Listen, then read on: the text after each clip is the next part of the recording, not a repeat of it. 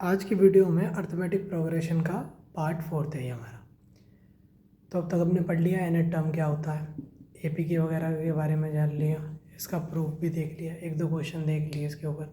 अब हम जानेंगे कि एन टर्म्स का सम कैसे निकालते हैं, इसका फॉर्मूला देखते हैं। तो मान लीजिए एक एपी है, तो एपी का पहला टर्म ए होता है, उससे अगला टर्म ए प्लस डी, उससे अगला ए प्लस 2d, ऐसे ही ए प्लस एन माइनस 1d, ये चीज़ होती है।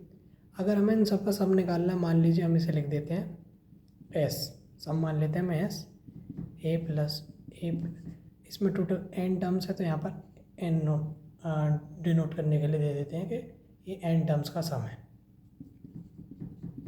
बहुत बढ़िया, ये चीज़ हमने ऐड करके लिख दी। अगर आपसे कोई पूछे इससे पहला वाला टर्म क्या होगा, तो ए प्लस एन माइनस 2d। अब क्या करते हैं, इन्हीं टर्म्स को रिवर्स ऑर्डर में लिख देते हैं। तो आखिरी टर्म आएगा पहले, ये पहले से बढ़ते क्रम में लिखा था, अब पीछे से लिख देते हैं। तो पहले ये आया, फिर उसके बाद ये टर्म आएगा, और फिर ए प्लस एन माइनस 3d, ऐसे डॉट डॉट डॉट डॉट करके लास्ट में ए आएगा। अगर मैं इन दोनों इक्वेशन को, ये सेम इक्वेशन इन दोनों को जोड़ दूँ तो ये 2s हो जाएगा दोनों का सम।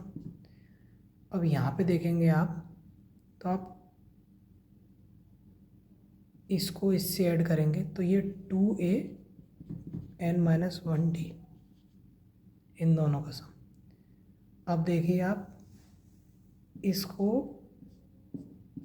ऐसे करके लिख सकते हैं, आप इसको इसमें ऐड करेंगे तो a और a 2a, और d और इसमें ऐड होगा तो देखिए n माइनस 2d है, और इसमें अगर d ऐड करेंगे तो nd minus 2d plus d, यानी nd माइनस d, यानी n माइनस 1d।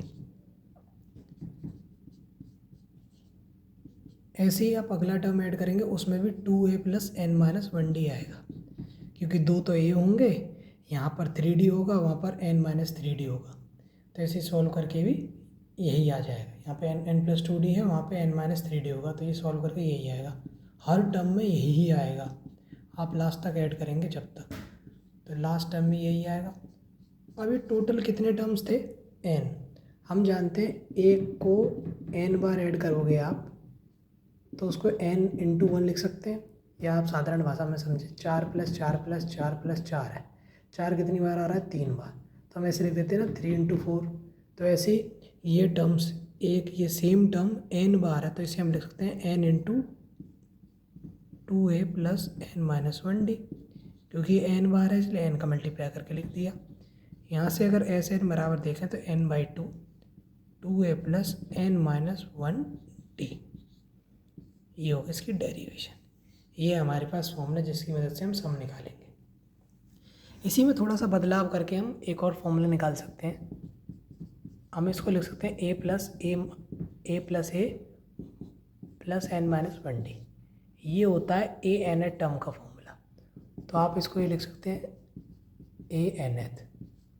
अब इसमें टोटल एन टर्म्स हैं, तो जो ए एन एथ टर्म होगा वो सेपी का लास्ट टर्म होगा, तो आप इसे ऐसे भी लिख सकते हैं। एक फॉर्मूला ये हो गया, तो ये दो फॉर्मूले यूज़ होंगे। तो आज की वीडियो में ये डेरिवेशन ही रहने देते हैं। मिलते हैं आपसे अगली वीडियो में, तब तक के लिए बहुत बहुत धन्यवाद।